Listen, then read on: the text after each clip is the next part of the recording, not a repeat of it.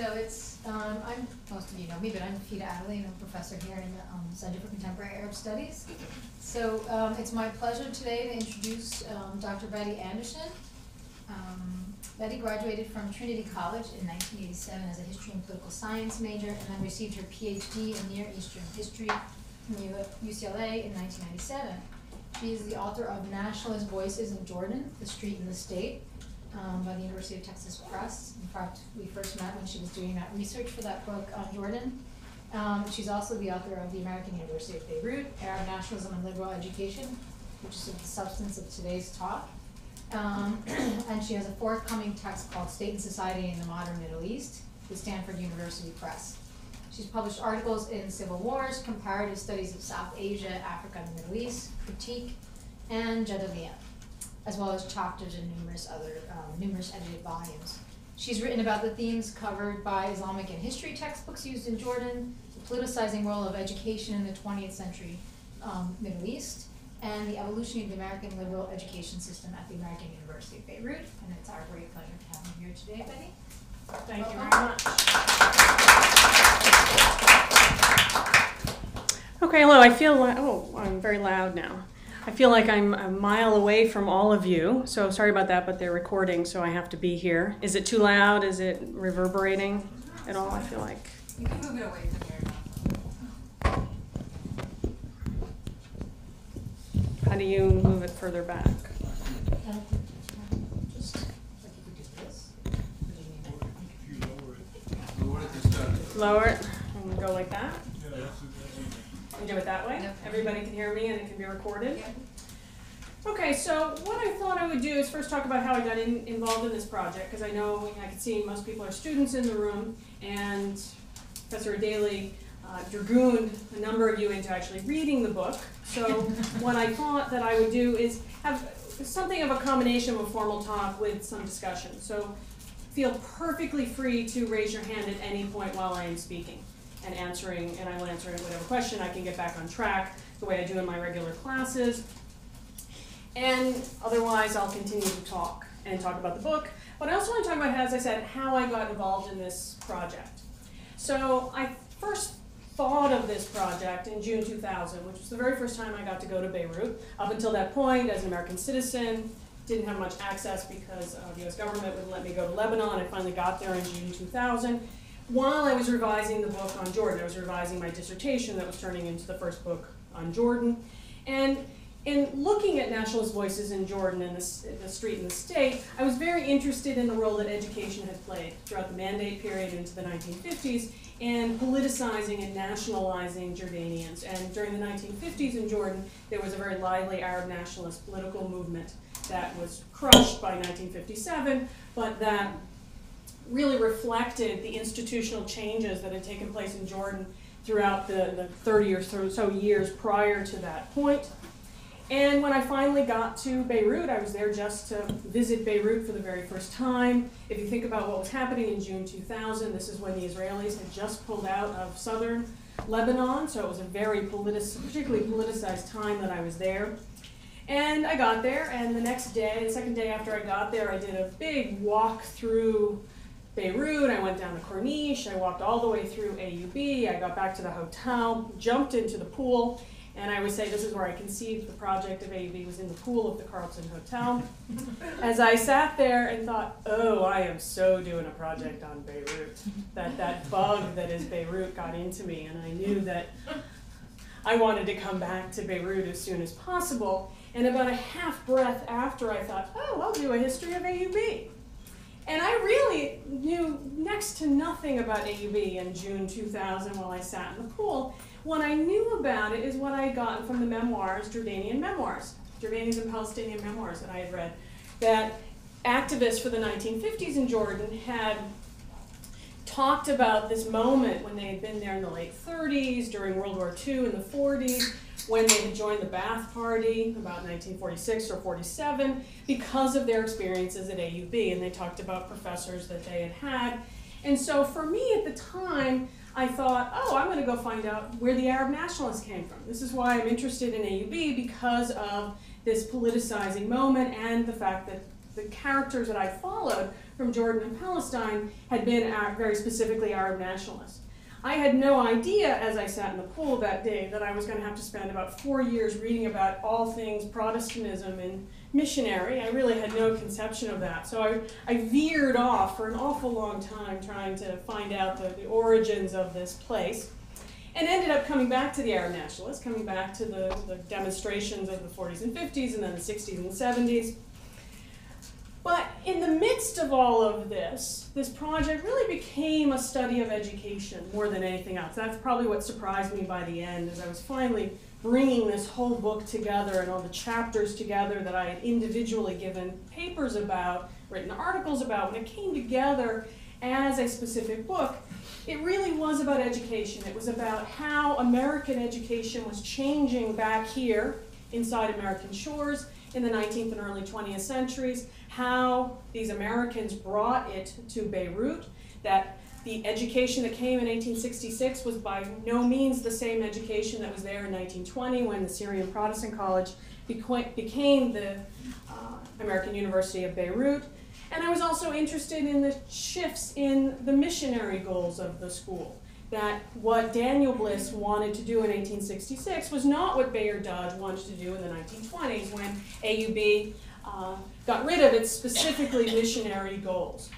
But I didn't want to lose out on those Arab nationalists either. So then I discovered a cache, an enormous cache of student newspapers starting in 1899, and students wrote some form of newspaper, magazine, journal for just about every year from that point forward. There were holes in it, World War I, there were holes in this record, but it's amazing how many journals. So just between 1899 and about 1950, there were something like 45 different journals and newspapers, and they lasted 3 issues. They were often handwritten. Others, like Outlook, lasted for decades. So they varied certainly in quality, they varied in the form that they were put into and how long they lasted. So I was struck in looking at this enormously rich cache of newspapers and journals of how the students were explaining their educational project. That they talked about protesting against the Baghdad Pact, for the Palestinians later on, but they also repeatedly came back to what the educational goals were of the university. And so what I want to talk about today is the narratives that came through by the Americans, and then how the Arab students reacted and often challenged the narratives that were coming through in this educational process. And the Americans, despite the fact that from Daniel Bliss, who became president in 1866, founded the school, his son Howard Bliss became president in 1902, to Bayard Dodge being the first president after the change to the American University of Beirut, he came in 1923, despite the fact that American educational goals changed, and despite the fact that American missionary goals changed in that period of time, it's amazing how comprehensive, cohesive, and understandable the narrative of any given decade was for the educational goals in that era. To then the students picking up what the Americans were promising and challenging them to more fully realize these narratives. So I also looked at the fact that education in the modern era, at least, is all about transformation, particularly in the 19th century, making better citizens. If you think of even Ottoman education of the 19th century, how to be modern, how to be this new kind of citizenry. There's a lot of discussion in the modern era from the 19th century forward around the world about how education is not supposed to just teach you some vocation. The military academies or the administrative academies of the Ottoman Empire in the 19th century, but now there's supposed to be a more comprehensive project of transformation. And this fit beautifully with the Americans coming to the Syrian Protestant College because they had these missionary goals, that they wanted people to be Protestants, but it's not good enough to just sign on the dotted line of Protestantism. You had to dress a certain way, comport yourself a certain way, you had to be on time, you had to be honest from the American point of view. That they had a whole man, and that's why I talk in the book about the program of making men, that there's a whole man they want to create with this program.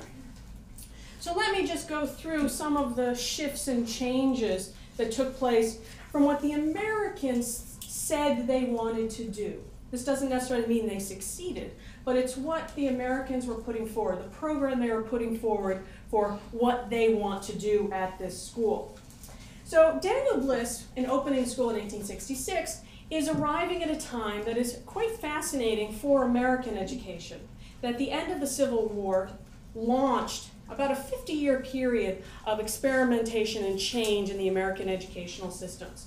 That they were really very quickly, the Yales, the Harvards, the Princetons, were moving out of the old classical education system of Greek and Latin, that you were being taught to, as to use one ancestor of an important person at AUB, to apprehend the truth. That university professors had determined the most important information that needed to be imparted to a group of students. And that using Greek and Latin gave them the skills, they called it the furniture of the mind, gave them the skills to be able to apprehend the truth. Studying science meant natural theology, that you weren't inventing anything new, but God was giving you the ability through the furniture of the mind, through these new analytical techniques, to understand what God has created for us on earth. But by 1866, when Daniel Bliss has arrived and opened up this school, it's starting to break apart. That they're starting to form what we now know as the American Liberal Education System. It's very early in this process, but starting to understand that there's so much potential knowledge out there that universities can't be gatekeepers of that knowledge, can't just determine exactly what is the most important knowledge. That they're starting to shift over to the idea that students should be participating in creating knowledge. They're tapping into the German research institution model, into laboratory science model, the idea that you're not teaching them specifically what happened or why it might have happened in the past, but you're now teaching students skills to produce knowledge for themselves. And in 1866, this was in the very early stages of discussion in American universities, and specifically American Protestant universities, which would have been the model for the Syrian Protestant College. But when Daniel Bliss got to campus, he would enunciate that he would say that I believe that education is about giving you the seeds that you will use to grow, that your analyses will help grow into something new. But having said that, he still believed in a fixed curriculum, so that every student who went to the Syrian Protestant College in those first years took the exact same set of courses freshman, sophomore, junior year. It was all in Arabic at the beginning, so from 1866 forward in Arabic. He bumped into a little bit of a problem, however, as the American educational system continued to change, and continued to change quite rapidly, and far more rapidly than Daniel Bliss, who now has left the United States, he's been out of the United States since the 1850s, is not aware or not interested in bringing these changes to campus, but new professors were. Professors who were just 10 or 15 years younger than he was were coming into a new a new educational environment when they got to their own campuses. And a number of them in the late 1870s, early 1880s started to bring ideas about Darwin onto campus. This was not particularly problematic at first. Books by Darwin were circulated around campus. But in 1882, the famous Darwin Affair took place, where Lewis, the chemistry professor, gave a commencement speech where he praised a number of scientists and praised natural theology, so he connects to the older ways of thinking about science, but he also praised Darwin. And this caused an upheaval for much of the rest of the year, where students went out on strike when he was forced to resign. They wanted more diverse scientific topics. They wanted this new kind of educational structure. And they challenged Daniel Bliss and said, you Americans came here. You said to us that this was supposed to be an open realm, that we were supposed to discuss all topics. And now you're telling us that one of our favorite professors can't stay here. These ideas of Darwin, why can't we investigate those for ourselves? And they also had very structural complaints where they said, we have to go take, for the medical students, we have to go take an exam in Istanbul.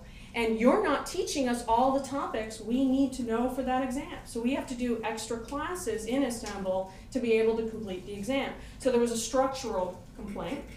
In the end, Lewis did have to leave. In the end, Daniel Bliss and the Board of Trustees and Managers said that if you want to stay, you have to abide by our rules. That you cannot, you can't force us to do something we don't want to teach. Almost the entire medical faculty resigned because they disagreed with this. Daniel Bliss made people sign, any new professor sign a declaration of principles that said that anyone who came to campus had to agree to evangelical Protestant principles. And the Syrian Protestant College was in quite a crisis. So from 1882 to 1902, when Howard Bliss came in, the curriculum barely changed. At the same time, so many dramatic things are taking place back at home.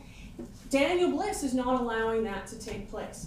That for him, he wants to hold the line at more or less where education was in 1866, with a few little electives, a few changes in the process, but he is really deciding he's going to be the gatekeeper.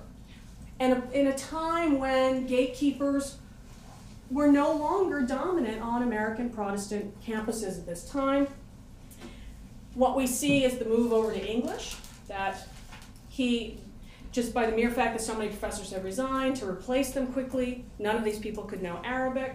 But more importantly, Daniel Bliss had never seen Arabic as a language of modernity, a language of science, a language that can move Arabs forward, that to truly understand modernity and all of these new sciences, they would have to know English. So he had been pushing for that, and in the literary college, the main college on campus, he had already switched over to English prior to 1882. The medical school went after 1882 when most of the faculty resigned.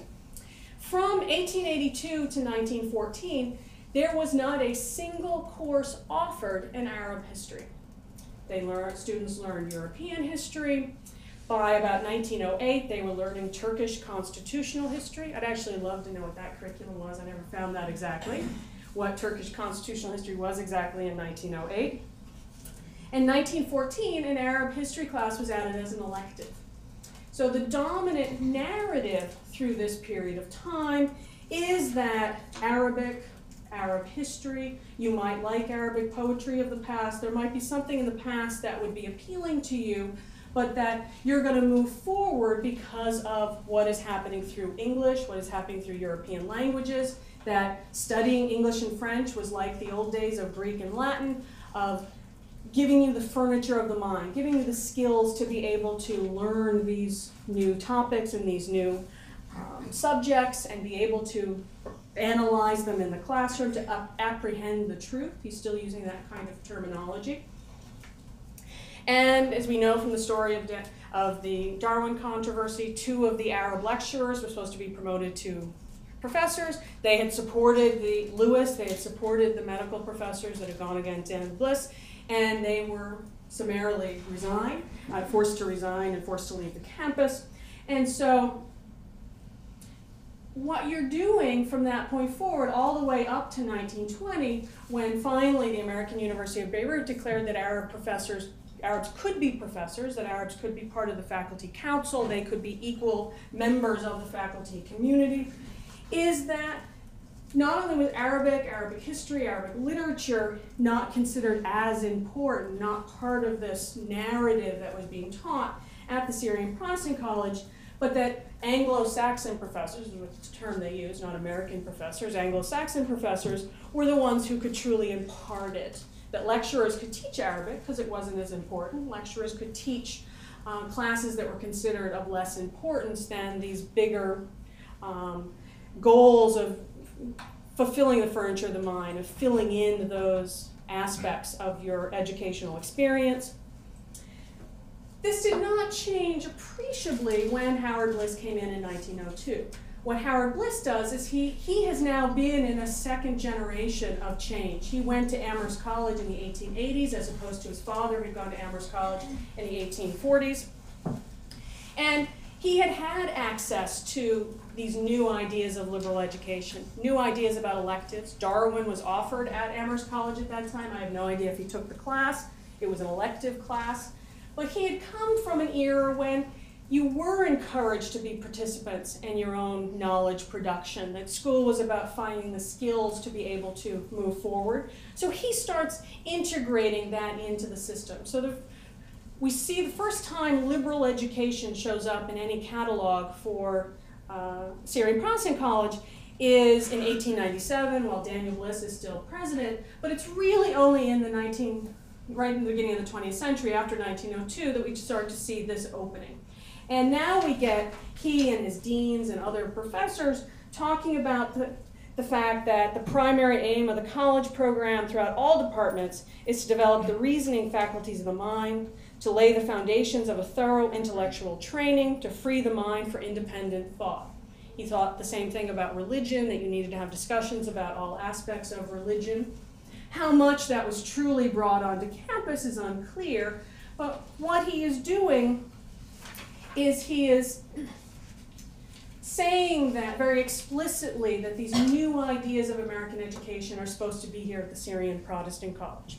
And we see it, and we see the kind of issues around this, the benefits and also the problems around this, when we look at the same trajectory of what's happening with missionary goals between Daniel Bliss and Howard Bliss. That Daniel Bliss came in and he wanted to produce Protestants. Every speech he gave was about some line of the Bible, and he wanted to dissect this message of the Bible. This was a very liturgical discussion that he had. Every student, all the way up to briefly in World War I, but certainly by 1920, all had to go to Bible class. They had to go to chapel on Sunday, regardless of religion. And most students in the Syrian Protestant College era were Greek Orthodox, and then an increasing number of Protestants, and then also Muslims and Jews were starting to go as we inch in towards World War I and then 1920. By 1920, more or less after that point, it's about half Christians and half Muslims in most years. More or less, the numbers shift a little bit in the 20s and 30s, but more or less that's the mode after that. So relatively few Protestants were on campus, and by the 20s and 30s, they are a very tiny minority compared to Greek Orthodox and then various Muslim groups that are coming to campus. So very few Protestants, so he's speaking to non-Protestants in these speeches, in these classes. What Daniel Bliss is talking about is not only this liturgical Protestantism, but he wants to transform people. So what we get, if you look at the faculty reports for decade after decade, is the punishments. Punishments for sexual digressions, those appear, but more often about being late for class. Jumping over the wall and heading into Beirut to party on a Saturday night or whatever it might be, bringing guns onto campus. And the faculty had to deal with this. There really was no administration. The faculty was the administration of the Syrian Protestant College, so faculty reports detail this. And the way he comments about this, the way he writes annual reports back home to the Board of Trustees, is that he is going to force this Protestant work ethic, this Protestant man onto the population of students until they're ready to take this goal onto themselves. By the time we get to Howard Bliss, he has also not only been imbued and taught and educated in a new educational system, but in a new missionary system. That for him, by the time we get to the turn of the 20th century, missionary work around the world is much more about social service. It's much more about creating the complete man or woman, not necessarily following the full liturgy, not counting every number of converts in a given mission station, but thinking about the fact that if someone is comporting themselves in the proper way, can be considered a success story for a missionary. So this was not just here in Beirut, but around the world at various Protestant missionary efforts. This is the discussion. He's part of that. He talks about himself as a liberal Protestant of the early 20th century. He gets rid of the Declaration of Principles. He doesn't want to teach under that, this idea that you're really making people conform to your ideas as the gatekeeper. He doesn't want to bring that into his educational structure. But he also starts to talk about the new liberal Protestantism that has been spreading around American campuses in the late 19th, early 20th centuries when he has been going through his schooling, where it's about YMCAs. It's about going out and doing literacy campaigns, hygiene campaigns. It's about having people who have moved into urban areas come into YMCAs so they can read good books, enrich themselves, become better people, not give in to the saloons and the Coney Islands and the other things that would happen in New York City. So when he comes and becomes president in 1902, he disseminates this liberal Protestantism.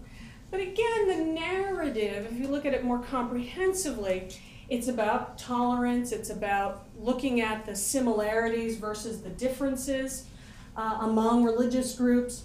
But for him, he still sees the Protestantism, and certainly Christianity in general, as the actor, the guider. So for Daniel Bliss, you've got certainly Christianity, but English language, this kind of concept of the gatekeeper of knowledge as being the actor, that we have the tools for moving forward.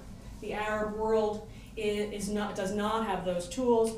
Howard Bliss words it a little bit differently. That for him, he's saying that Protestantism shows the way forward because we have created this tolerant umbrella, this social service program, that we can move forward. And so instead of having these very liturgical discussions, he would have sermons, usually every January, these voluntary weeks of prayer, where he would have people come in and talk about man's need of God. He'd have a series called I Will, I Ought, I Can. So each night one would talk about, a preacher would talk about a different aspect of this. So it's about general rules for moving forward. But Protestantism is still the actor in this process. And looking through thousands and thousands and thousands of pages of archive documents, I don't know if the Syrian Protestant College converted anybody. I know people saw the light. I know people were acting better on campus, that by Howard Bliss you don't get the same kinds of reports of jumping over the wall. My guess is kids still jumped over the wall, but there wasn't as much interest in producing someone who doesn't jump over the wall. They were interested in other things, so they didn't spend as much time with that. My favorite anecdote is the one that, if you've read the book, is when Howard Bliss wrote to the Board of Trustees at home one night after one of these nights of prayer and reported that a student had come to a professor and said that he had decided, because of this powerful message he had gotten that week, that he was no longer going to masturbate. Which I really just love the fact that the president, Howard Bliss, is writing to David Stewart Dodds, the Board of Trustees, to even talk about this. But it does show you a little bit about how they're really going at the individual person and the individual person's activities and actions on campus.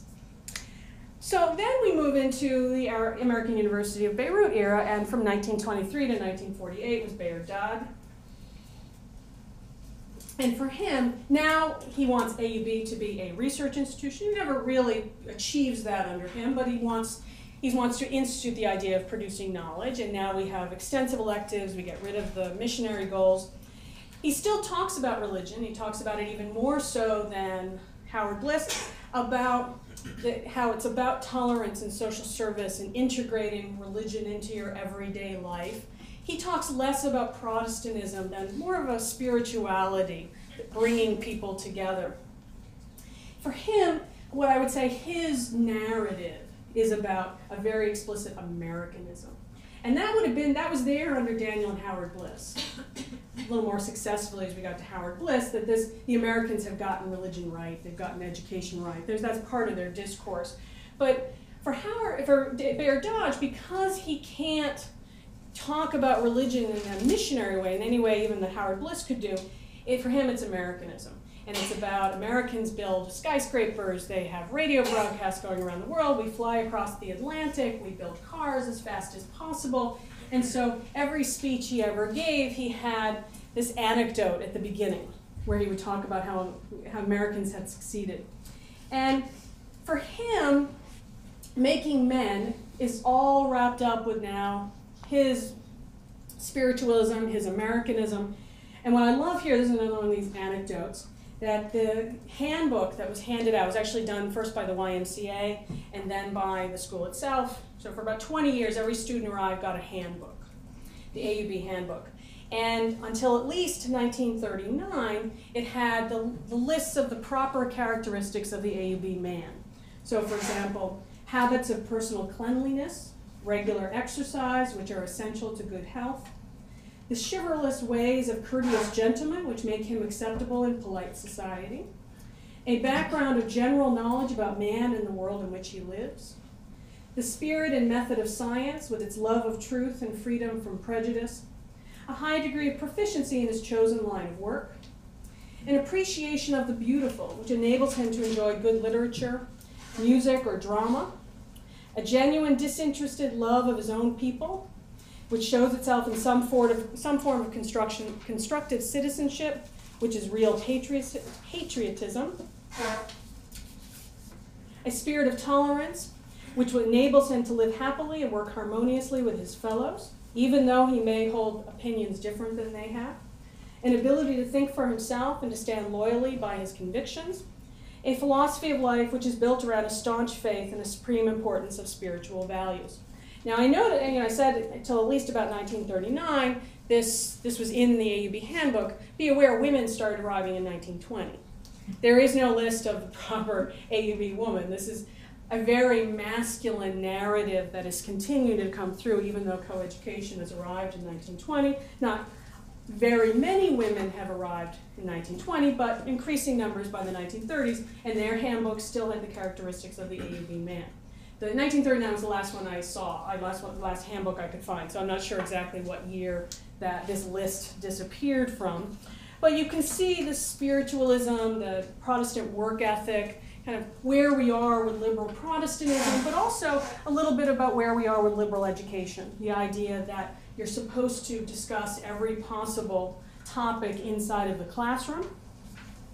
And as I said, in 1882, protests against Darwin, the students lose that. There was a protest in 1909 against the fact that Muslims and Jews had to go to Bible class, had to go to chapel on Sundays. And they articulate, again, this is where I come back to the fact that this is, for me, a real project about education, that they come back to the fact that they say, you Americans said you were bringing freedom of education, liberal education, but you are now trying to instill in us your particular religious values, that you are not holding by the ideas of tolerance, of freedom of education, that you are preaching in all these venues, in the classroom and in the chapel. And in the end, they lost too. In the end, Howard Bliss and the Board of Trustees decided that these were base foundations, that ultimately for him, students could not be modern, students could not move forward, that action of moving forward into modernity, unless they understood Christianity. That this was still, for him, part of the key narrative, the foundation of moving forward. And most students came back. That's one of the spring of 1909, when this was taking place, is one of those few months where we have no student newspapers, because he shut down all student societies, Howard Bliss did. And then even by fall of 1909, when students are coming back, nobody mentions a thing. So clearly there was a degree of censorship that was taking place throughout the next year, so students couldn't discuss it. So we have student petitions and whatnot that were sent in to the school, and letters that were written for local newspapers that talk about their views of what was happening in 1909. But that's a little bit of a hole, because Howard Bliss shut down whole venues for discussion. So now, having done this part of the educational program, I then shift for much of the second half of the book as to what the students did. What was their narrative for being there from 1899 forward? And notwithstanding the fact that I just said clearly in 1909 there was censorship, clearly there would have been more long-term discussion about what had happened in the spring of 1909, these student newspapers are fascinating, and they all, at all times, have a faculty advisor. There is at all times a measure of censorship over these. But you look at them collectively, and you look at how many there are, and you look at the common themes that are coming through. And what you get, certainly through the 1920s, is students are engaging with the American educational system. They are engaging with the Making Men program, this new, as the missionary program is morphing. And what I found really particularly interesting is they don't say, oh, Howard Bliss says and we agree with him, or Bayard Dodge says and we agree with him. They definitely want these papers to be their own voices of authority. That we know standing behind them as a faculty advisor, we know that there has to be a certain amount of censorship standing behind them, but the plethora of articles about how to move forward, how to be modern, describing who we ought to be, is a really profound set archive collection, because the students want to write that. This experience at the Syrian Protestant College and then AUB is about defining who they ought to be. And so they themselves tap in and say, we've fallen behind, Syrians have no patriotism. They're actually far crueler about Arabs and Syrians and Lebanese than the Americans are, who are pretty disparaging about them. And they say, we want to be like Abraham Lincoln. We want to be like Napoleon. We want to be like Leland Stanford. There were a lot of business people that show up in these great men. And so for years, they're defining their own SPC man or AUB man in different ways. And they read like self-help manuals. You, the student should do this. You, the student, should follow the path that we're getting at this school and by these other Western characters. This narrative that is coming through by the Americans is being picked up by the students and re-articulated in their own voices. That they're not saying, we've been told this in class, we've been told this in chapel. This is about, we are talking to our fellow students about who we think we ought to be and giving them lessons about that. And what you find, particularly in the 1920s, is a real conflict over students who are trying to say, okay, we get it, we like American University of Beirut, we like this openness, but we don't like the fact that for so many years the Arab part of our education has been neglected. That yeah, we can learn Arabic, we can do Arab history after 1914, but that there's no action there. There's no way to move forward on that. So what you see in the 1920s is a smattering of discussions about how to move away from this Western narrative, this Americanist narrative. So for example, in the mid-1920s, there was a petition by students saying, we believe that we should be taught some of our classes in Arabic. Why are we taught Arab history in English? And in fact, Constantine Zarek and Philip Hitti at different times actually did teach that class in Arabic, even though it went against the rules of the school. They said, we take these business classes, and it was a business school, we take these business classes, but we're not learning anything about Arab business. We're not learning anything about this new oil industry that's coming into the area, that we need the vocabulary in Arabic to be able to then go out in the world and be engaged in these processes. They were turned down, but it shows this effort to shift away from English as the actor, English as the motor of change, to Arabness. What you see more often is continuing articles that I call the Making Men kinds of articles. But also, what I found kind of fabulous, and this is such a 1920s American vaudeville world, of these world nights, these cosmopolitan nights, where people would recreate their society. So you'd have one room, so they'd have Thomas Cook, everyone would get a passport, and say they were going to Syria in one room, and they were going to Palestine in another room, and they were going to Egypt in another room. And what fascinated me about these is here you've got this petition to have Arabic be modern, to move forward. We need to modernize Arabic. We need to use it as our actor of modernity and moving forward. But that at the same time, you've got these exhibits that are showing the past of all these societies, the Arab past, the Egyptian past, at a time when the Arab world had spent 100 years in change under the Ottoman Tanzimat, but then under colonialism as we're moving into the 1920s, that I call this a conundrum, that you're showed pride in your past, but not an ability to move that into the future, because this narrative coming from the Americans is still so strong. It's in the 1930s that we see a shift, and that's because so many things were happening in the Arab world. I often have my students answer a question, compare and contrast the events of 1936, because in 1936 something happens in every one of the Arab countries, listed in Levant and Egypt, and really energizing and re-energizing in Arab nationalism. New political parties are being formed, and the Arab students at AUB are completely immersed in this. And so what we start to see through particularly the Al-Urwa Al-Wuthqa Journal and Arab Society is a real concerted effort to break that narrative that they and then their predecessors at the school had been surrounded by for years, and say, okay, that's great, we like the openness on campus, we like discussing all of these topics, we like being able to have this opportunity, but we want the Arab world to be part of our education. And with Constantine Zreik as the initial editor, they start putting forward new ideas for them about Arabness and modernity, Arabness and political action that is reflected right outside the gates of the school in Beirut and around the area. Students are coming from all over the Arab world, so they're bringing the new political activism from around the world onto campus. So what we see over the next 10 and 15 years is a breaking of the narrative that the Americans had controlled. But by that point, you have Arab professors like Zreik or Hitti, Houri, who are starting to have more influence on campus. They've finally broken through and started to create their own classes by the 1930s. So the combination of that is starting to break the narrative, but also new professors coming to campus are not as invested in the old narrative. They're not as invested in this Western civilizational narrative. They're coming through yet another iteration of the American educational system. And so what we see is a discussion on campus of who we should be as Arabs, both collectively as a society and also individually as Arabs.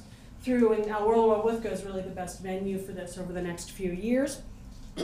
And so we can see, you can literally track it of when discussions were taking place outside the gate as to when they showed up in Al-Urwa Al-Wuthqa. So when discussions of Arab literature, discussions of new Arab political parties, discussions of what kind of democracy should we have here, discussions of socialism as the best path, so that by late 1940s into the early 1950s, they're talking about socialism as a key path of where the Arabs should be going after this point.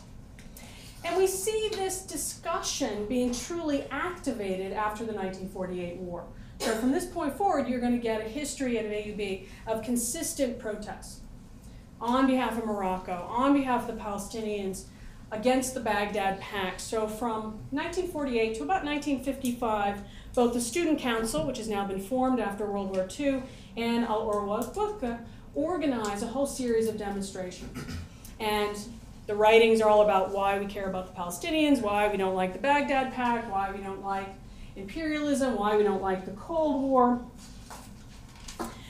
But it's also, again, about education.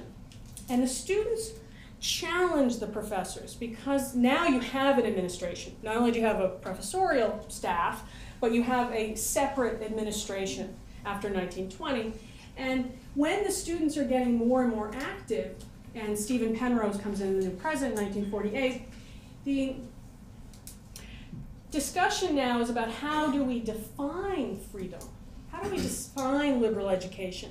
And the Americans are putting in on paper, making students sign promises that they can discuss any topic imaginable inside the classroom, but they're not supposed to turn that into action. Demonstrations disrupt the educational process. That you have to promise, and they make students sign one promise after another, that you will not demonstrate on campus. You will not bring this freedom to act onto campus. And so the students challenge them on this. The students are saying, why can't we do this? Why can't we be leaders while we're on campus? Why do we have to be considered children for our 4 years on campus and only be accredited as men, and now women, on the day we graduate, when we get that diploma? That we should have the freedom to act. And they write very sophisticated, complex treatises in the newspapers and petitions to the administration saying that we have the right to. So the university is saying things like, making students sign, as long as I am a student, I agree to obey all the university regulations. I will neither individually nor with a group take any action which will disturb the academic functioning of the university. So for the administration, demonstrations disrupt the academic function, which is supposed to be the classroom work that is going on. The university encourages freedom of thought and places no bar to expression and action by students in political, religious, and social matters, provided that such activity does not interfere with the main purpose for which it is assumed a student has entered the university, which is to get an education. Whereas the students today, the students are saying in their own newspapers and in the petitions to the administration, the age when education and politics were completely separate things is past and gone. When this institution was founded around the middle of the last century, the United States government was not in the least concerned about this part of the world. Their motive was purely religious. Today is a different story. No one can afford to turn a cold shoulder to the political affairs going outside the gate.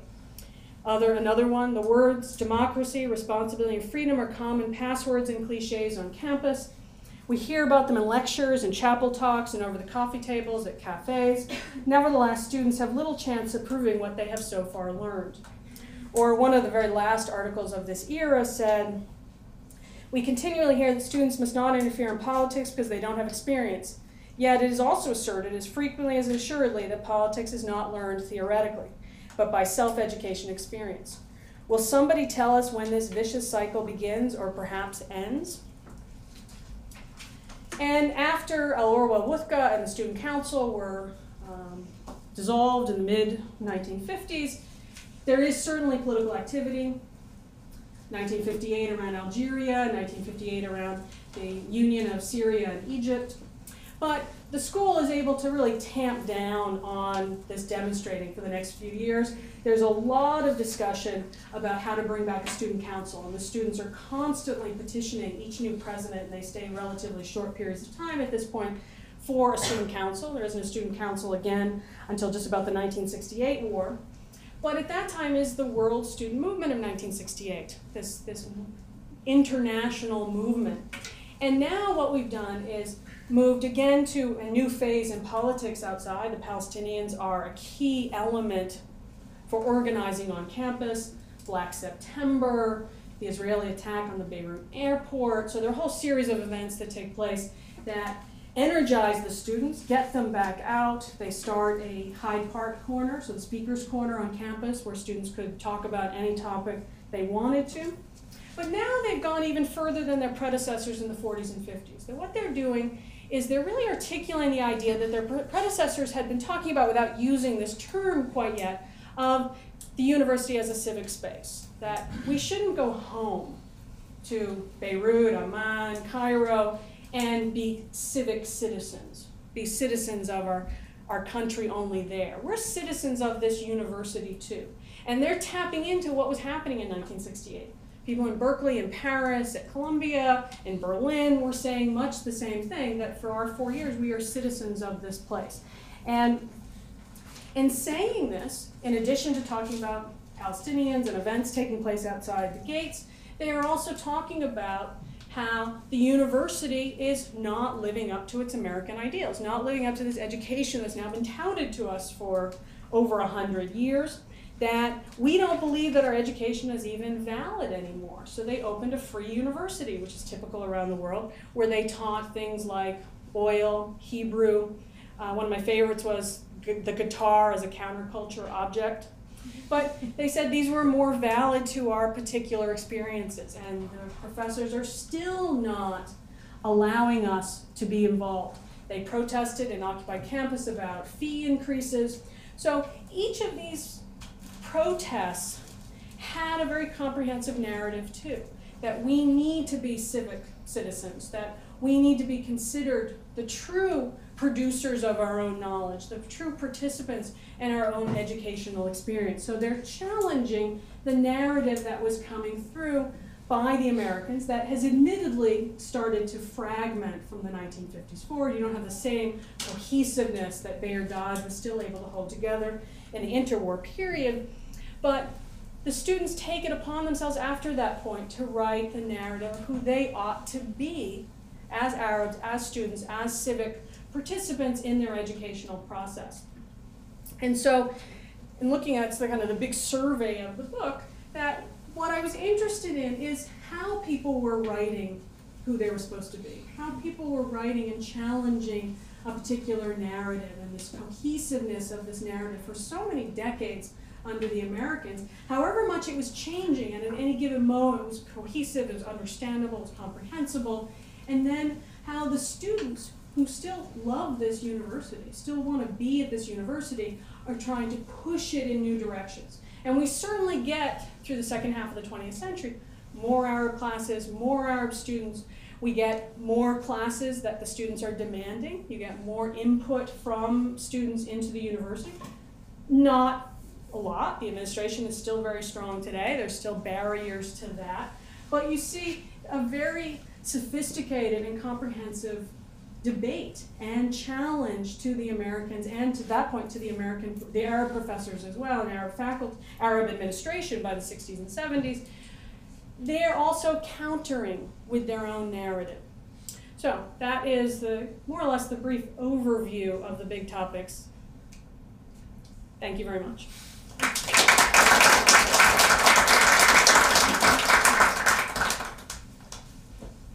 do you want to open up to questions? Absolutely.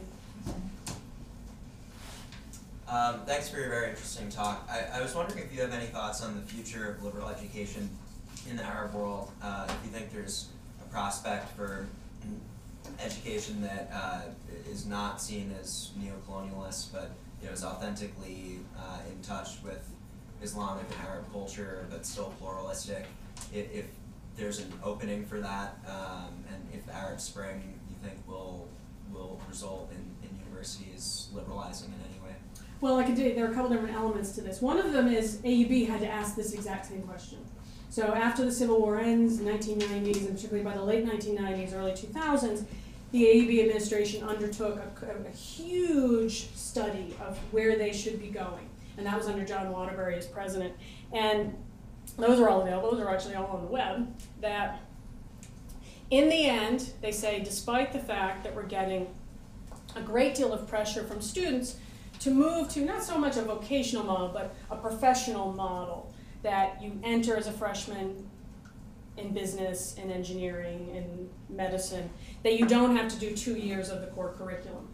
The civilizational sequence is it's called at AUB. And they decide they're going to hold to this, that this is our legacy, and students still today have to do the civilizational sequence, the 2 years of that. But what I would say is what we're looking, if we go outside of AUB, is very much, we've been talking about this kind of the last 2 days, of the commercialization of education, the privatization of education. That has always been the case in Lebanon. Only about 35% of students go to public schools in Lebanon today. But Jordan, the other country that I do a lot of work on, proliferation of private schools from kindergarten forward, that some of them are Islamic schools, but even more of them are sometimes schools that lead to the International Baccalaureate, the IB, teaching English as the language of instruction. That we were talking to someone else yesterday, the United States is selling curriculums around the Middle East, they're giving grants to private companies that are then selling curriculums to places like Egypt. So what we're doing is we're actually going in the opposite direction. And if you can get into one of these private schools, and that might get you into AUB someday, or AUC, or one of the schools in Dubai, the Gulf, Qatar, you're going to do what you can to get into them because you're going to have better job opportunities in a globalized economy. These discussions that are taking place. And then you've got certainly lots of Islamic schools that are trying to react to that. Christian schools trying to react to that. But this is the dominant paradigm we have right now. Thank you for a wonderful talk, because I lived through all this. I was a professor there, I studied there, and so on, and went many years to the IC also. What is that's such a typical story, and probably 10 members of your family, and now I've been living in Brazil, and now I've been living in Brazil 40 years. Yeah. So I was just passing by, and I saw this. Excuse me? What's your name? Mazin Nassa. So I just saw this, and I was extremely interested. What is really the relation between the IC, who's still going strong and growing, and the AUB? What it was, what is it today? The IC actually came from Turkey. It was in Smyrna. Yeah. And I think it was 1936, 1935, Around that 1936. time. It had actually, because it was unsafe there, and it had moved over, and not in the new Turkish government, hadn't felt comfortable there, had moved over. National College. International College, yeah, I see, so the high school. It has English and French. It's right next door to. Yeah, it's right next door. In fact, we always thought at the beginning that we were together. Your generation called it prep, the prep. Yeah. Yeah. It was, to my knowledge, it was connected for a while. To my knowledge, it's not administratively connected. Someone I know, else not might anymore, know. but- Yeah, I'm not exactly sure when that break took place. It is. I had my bachelor's in education, my master's in English literature, and when I took my exam, part of education was practice with IC students. And when I took my exam in education, it was Professor Bliss. He examined me and he showed me my father's grades. I saw my father's grades. So, Just recently, everyone make sure they speak up. in the last 5 years, AUB and IC officially split. So it's only 5 years ago, I thought it was IC earlier. actually bought the football field. They had to pay a token. I know it's not the actual price of the real estate, but now IC owns the football field. Well, they're making the elementary school. Yes, and it's a separate board of trustees and it's a separate school, although the legacy of IC and UB is still there, and you can actually still go back and forth between Yes, the but two. when we went Yeah, to it was back one to the thing. IC, It was one, and it was sure that we will go directly to the AUB with no effort. Exactly, yeah, absolutely. Yeah, done. Oh, You, Yeah, I wanted to say specifically. speak up a little bit. No, I wanted to say specifically that actually, well, it has split, but while I was an undergraduate from 2002 to 2006, I knew several friends of mine who had gone to IC who did not have to take, the, Entry exam. Well, no, they had the baccalaureate, but the SATs.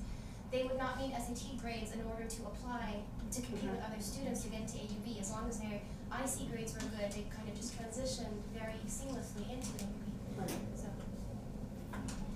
So other questions? For those of you who've read the book or I'd taken like the to talk today. make a suggestion.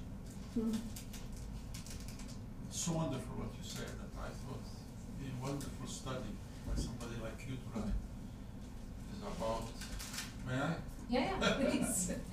Is about Jerusalem as being the center of education during the Ottoman Empire because of all the missions, Muslim, Christian, Orthodox, and so on. People are doing that and have done that.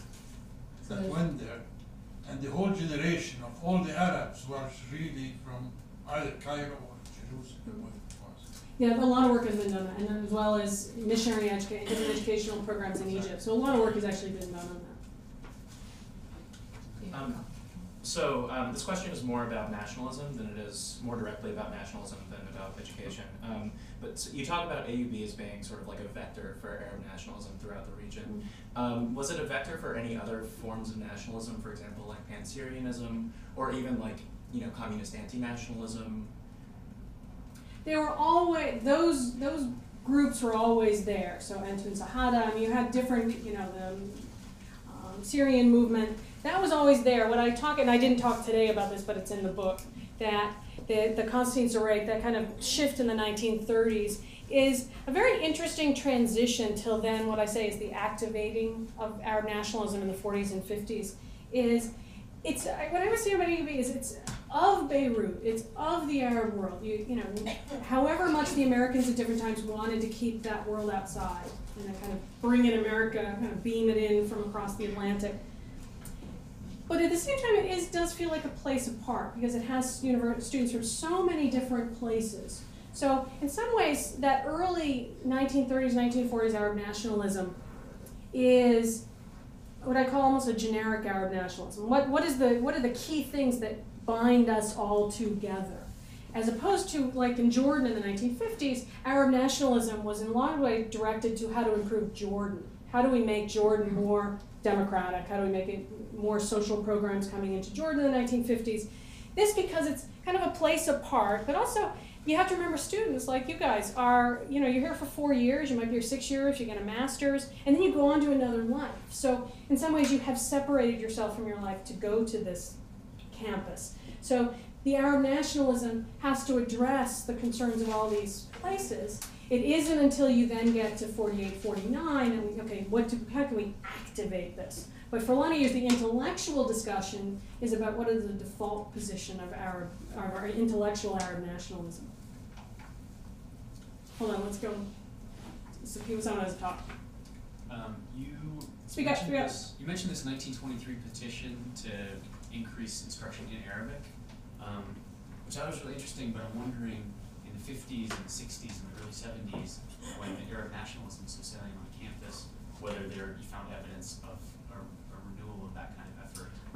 I did not find it, doesn't mean it didn't happen. I did not find a document saying that. There was a brief little blip, sometime around the late 1950s and early 60s, I forget the exact date, that there's a kind of campaign outside in Beirut to nationalize AUB. It goes absolutely nowhere. But I could not find a document saying that they were trying to do this. My turn? I just wanted to mention, it would be fair to also mention that UB was not only restricted to the walls of its campus, so that the area known as Ras Beirut is also as important as what was happening on campus, because the diversity. There's always debate what made Ras Beirut. Was Ras Beirut made UB or UB made Ras Beirut? So these people who went to UB and IC or to the BCW, the Beirut College for Women, so I believe that this Ras Beiruti milieu was as important as what was happening on campus with No, I have to ask you what your name is. My name is Makram Rawah. That is actually the talk I'm giving a week from today at Trinity in Hartford. Is Beirut and AUB the connection between them? That's literally the talk I'm giving next week.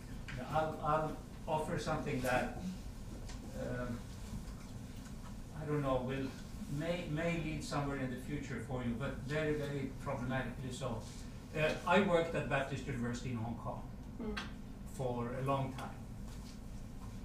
One of my failures at Baptist University in Hong Kong, I was a English professor, head of the department, was when I headed up the study of language policy at the university, and I reported to the board of the university that almost all classes were conducted in Cantonese. The university policy was that it was an English-speaking university. The university declaration publicly was that we use only English, and the president was apparently, although he never told me so, very upset at the fact that I would dare study what the actual language practices were. Now, methodologically, you don't have a chance to go back. But I wanted to remark on the problem of knowing how actual practices on the ground, so to speak, relate to the narrative study that you have conducted. And that may partly relate to your question about, the use of Arabic and the visibility of Arabic discussion. That would have been an awful lot of use of Arabic somehow, and how does that feed into your overarching research questions on that? And absolutely, and that would have been more, it still happens, but lots of students, particularly up through about the 1940s, didn't have the sufficient English skills. So they would often have to go through English classes before they could go into the main body of the university. They had entire programs for that. So absolutely there's a mixing of languages on the ground, and if you walk around campus, what languages people are speaking, and in every sentence how many languages they're speaking. And so in reality you get a mixing, but in the end it's about testing in English. In the end it's about what readings are assigned, which be assigned in English. Excuse me, I saw the same problem going in Algeria, where Arabic was forbidden. And many generations of Algerians only spoke French, and they had to import from Palestine, from Jordan and Lebanon and Egypt, teachers to teach them Arabic. And now the new generation is continuing to speak in Arabic, and the universities are in Arabic because of that. In the Ottoman Empire, it was the same thing. One more thing. Well, actually, I want to go to some people who haven't raised their hand yet. So other questions, folks? Did you have a question? Yeah, no, it was not a question, it was a comment, if I may. I can see how it felt like being at AUB at a certain, when I attended. The American presence as a state or as a, state a political presence or something was not there. It was the American spirit that was there. It was learning how to work in committees, democracy, real democracy, you know, in on its grassroots things. It was a hub for Arab nationalism, for the, although this Syrian political Hizb al-Qawm, it was forbidden. You know, all political probably were there. Oh, they were all there, absolutely. So it felt really like a real democracy, and in it were the top people, intelligence-wise, from the Middle East. There were only the top 10% were accepted. Anybody who's anybody in the Middle East, my generation was there. Right. You know, so it was really a very positive, with the spirit of America. I never felt that the language was repressed. If you wanted to specialize in Arabic, I mean, and there were some wonderful Arab, I mean, like Dr. Zurek you mentioned, like Rustom, like Naimi, like, you know, fantastic people teaching. So it was really the wonderful place to be in. And I think it gave a lot to the Middle East. Yeah, no, for sure, and that's why I wrote a book, because it's of interest to me this way. Dr. Anderson, just to Yeah, sure, yeah. Oh, okay, I'm sorry. With the, from the administration and the board's perspective, you talked about how initially it was a missionary mission, you know, to convert individuals, and then it shifted to possibly work ethic and the making back. With the instability, with the increase in protests after the 50s and the instability and, you know, the Civil War in the region, obviously in the late 70s, was there a shift at all in motivation from the administration and the board's perspective as far as why they were there still, or what was driving, what was their underlying mission? Did it change at all, or was it still the... There's still that, and you'll still read it. Literally those documents that are all online about how to rebuild AUB from the 90s forward.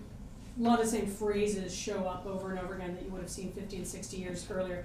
But there's it's really, you go through Bayard Dodge as this more cohesive narrative. After that, it's much more, it's bigger school, many, many more people from all over the world, and of course all over the Arab world are teaching there, and they're now deans, they're not presidents, except Zurek temporarily for 3 years in the middle of the 1950s.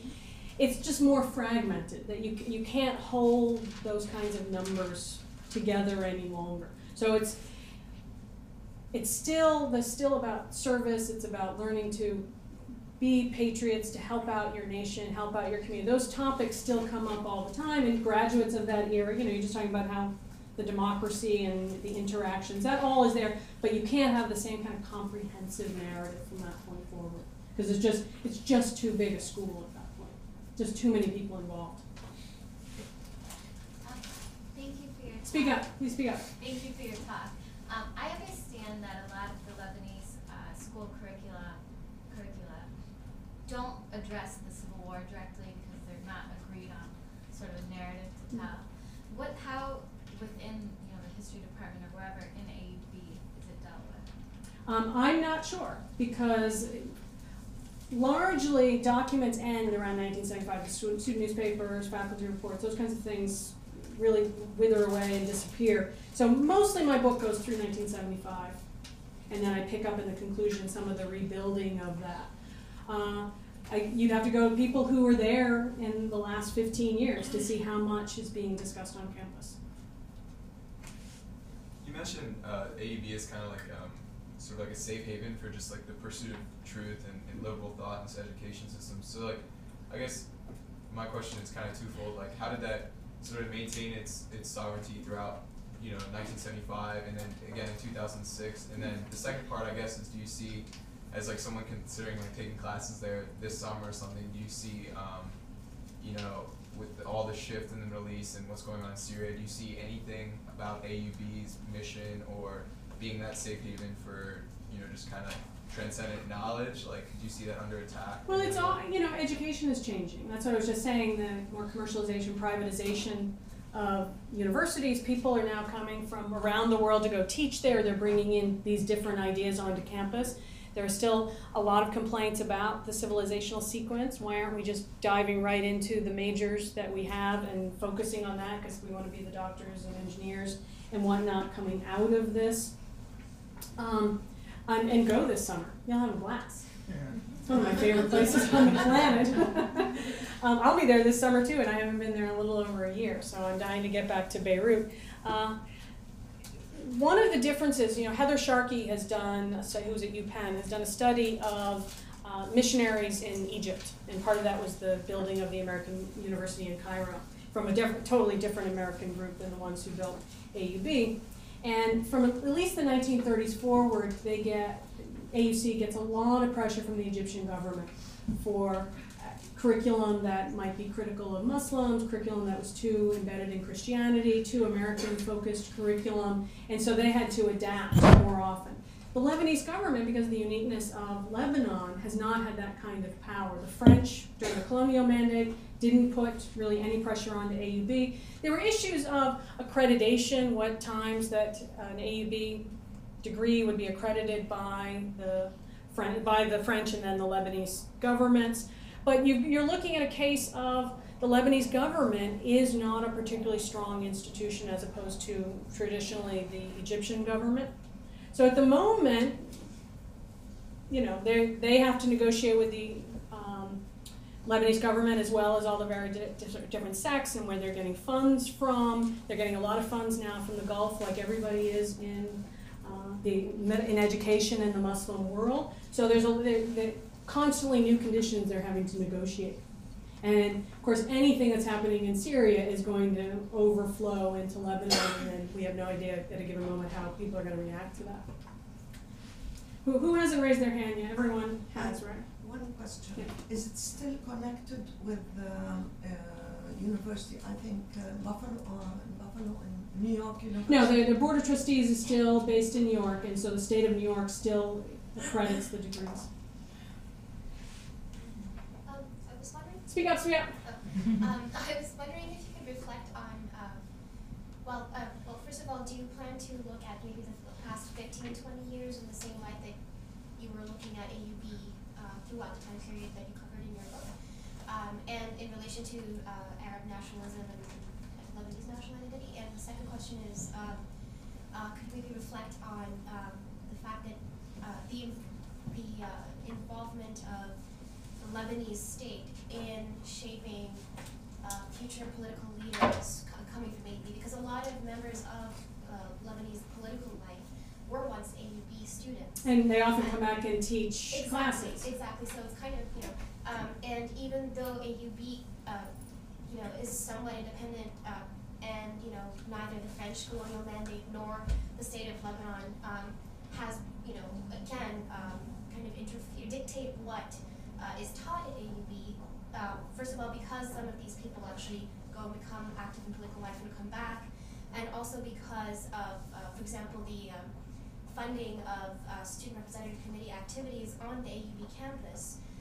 There seems to be a direct influence of current political leaders and parties and different sects on these students, many of whom go into student representative committee activities hoping to later become involved in political life in Lebanon. Okay, so no, I don't plan to do another AUB project. Initially this was going to be 2 books, it ended up being 1 book, and I'm happy with that. But I am writing a book called State and Society in the Modern Middle East right now, which is a textbook of the modern Middle East. Having studied so many textbooks, I thought I might as well write one of my own. And that manuscript is due in January 2014, which is already giving me many sleepless nights and panic attacks. I'm shooting for that. I'm going to be on sabbatical next year. And as of January, I'm going to head back to Beirut. And between Lebanon and Jordan for the next 6, 7 months, 8 months at that point, I want to do a project, and I was just telling you this right before I gave the talk. I'm really interested in very current debates about nationalism. That so many of our debates about nationalism are about independence movements, the first years after independence, how do you rally people to independence, and then the first independence governments. And I'm very interested in looking at Lebanon and Jordan as very different entities, but also looking at new institutions, or how an AUB connects to a Lebanese state versus other institutions inside Lebanon. I'm very interested in ad campaigns. So in Jordan, it would be the Jordan First campaign of King Abdullah, any number of different campaigns coming out of Lebanon.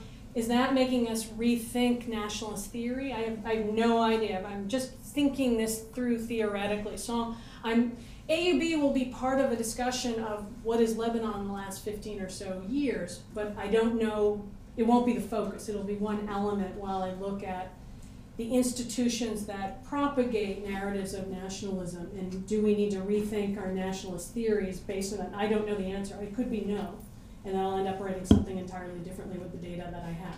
But so no, I'm not doing a more current AUB project specifically. And there was a second part. I mean, there's a question about sort of AUB producing political leaders. And so Yeah, I mean, that's because sense. Too often we get too many static narratives. You know, I actually did a lot of interviews. You know, Mark Rum and I did a few interviews at the very beginning of my research, and I stopped doing interviews because I often got, you know, people knew what their 4 years were like. They talked lovingly of the AUB experience, some critical maybe of some professors. But what I found fascinating is how much this school changed decade to decade, and changed by what the Americans were trying to sell there, what the Arabs were trying to buy there. So what you're talking about is, you know, decade to decade change, and it can't be disconnected from Ras Beirut or the Arab world or the American educational system, or, you know, when America does something in the Middle East, like Iraq throughout the last 10 years, and Afghanistan. So what you're talking about is just the latest iteration. So that's what I find interesting, is that it's not a static institution that continues to change, because players want it to change. And I think, just to add to that, I think that's really interesting, so, because we often think about education and what effects education has politically, you know, and so you were talking about these student movements, and I think in the book you say, I think it's all back, right? He says, like, it's not so much what these student movements accomplish in the short run, but in the long run, sort of what the impact is. Right. But this is the difficulty of understanding the significance of educational institutions, Right. because they're not sort of, it's not a unilateral kind of process, or sort of unidirectional process, and it's hard to know what it means that most of the current politicians graduated from AUB, because it's not just about AUB, but AUB is an important institution in this process. And as someone who teaches about education, you know, people always want to know, like, what can education promote democracy? But these institutions never function Exactly the way you want the narratives to do. Yeah, absolutely. There is one thing very important that she said about nationalism. You see, if you go to the AUB, I'm sure you felt this too. I don't even know what year you went, but we had we had the average people from the AUB, on the AUB, all the religions, we had all the parties, we had all the nationalities, they were all in AUB together. So this is what made a nation, I think. And she said something very important. You cannot take somebody, let's say, a Kuwaiti who was with us at that time. He goes back to Kuwait, you dress him differently, and he's not anymore. So education creates nationalities. You have the Harvard people, you have these people, other people. And I think this is an important thing in the future. More than nations. This is something that has to be very, very much thought about. Well, and it's about, as you were just saying, you know, what is education supposed to do? It is supposed to make you think differently. It's supposed to I be had it very transformed. difficult when I left. I went to MIT after that, and I had lots of difficulties. Imagine MIT, I used to try to connect with Lebanese in MIT, which is wrong. I mean, you know, it's something that's another nation, and you belong to another nations, right? Yeah. Yes, may I? This gave me an opening to ask something. It seems that you ended up using words like globalization. We had comments from below about students in the Middle East, young people oriented towards IB, towards just like my children. Right. Sweden, Hong Kong, America, doesn't matter. Cairo. They're getting Athens, much the same education. Yeah. My son went to Cairo International School, and he's in Seattle now. I mean, things like that. So you have a globalization, globalization of education. Administratively, Right. you said buying, selling, curricula, careers. The tests you have to take to prove that you've done the history. Yeah, IB. so it's ironic in a way that you have America going overseas, missionizing America going overseas with liberal education, like with my Baptist University, helping the poor, being Baptist and then turning into a public institution and then turning it into an international research university. So it's a very interesting trajectory. Now, do you have a reaction educationally anywhere in the Middle East? Do you have an authentic indigenous Well, that's what I'm saying. counter There- to this globalizing trend? You definitely do. That, you know, if you're going to have an American system, private system, or an IB system, then you have Islamic schools, and you have after-school programs with different religious groups and different groups around the country. That's what I'm asking. There is movement. There is movement, but how authentic is that, too? Because, of course, they're also recognizing that they have to train students for any number of global jobs. They want them to be able to compete. We could continue that, because I taught sociolinguistics at Al Azhar, for example, many years ago. Exactly, right. What AUB is Any other questions? Are there any other questions? I have one more, but I don't want to ask one if someone else has one. Last one? Yeah? I was interested about class. Speak up a little bit. Speak up. I was interested about class dimensions at AUB and American universities in general. It seems like it's really it's always been education tailored for the elite. Were there questions and conversations and debates about making the education more widely available? A little bit later in the game, less so in you know, most of the history I've just been giving you. We were actually talking about this last night too, that there were a lot of means for social mobility in the late 19th century up through the Mandate period and then the early 1950s, that there were a lot of missionary schools, a lot of Ottoman schools being built, that if you could get your kid to one of these schools, they could learn foreign language, they could learn Turkish, would then be able to move up to, say, the Turkish military academy. A lot of work on, for example, Syrians who went through that path, not necessarily from the richest families, but being able to go that path. Even through the 1950s, there were lots of state scholarships. So the Iraqi government, the Jordanian government would give scholarships to students who went to AUB or went to AUC. Certain amount of social mobility there, but for sure, this is from the 19th century forward. You're creating a new social class, a new professional middle class, a military class that the Ottoman Empire is doing as well as the missionaries were doing. That's embedded in this, you know, like I was just thinking about, you know, there's a certain globalizing of education from really the 19th century forward, but a globalization of the Islamic education from one end of the Muslim world earlier, from the medieval period. We go through different periods of what is considered the dominant education. So the Ottomans and the Tanzimat are tapping into, do we borrow the Lancaster School from Britain or the Lycée system from France? And they're integrating it, but they want to do it in Turkish. They want to create a Turkish citizenry that will now run our new administrations, our new military. So each era is going to have its dominant educational ethos.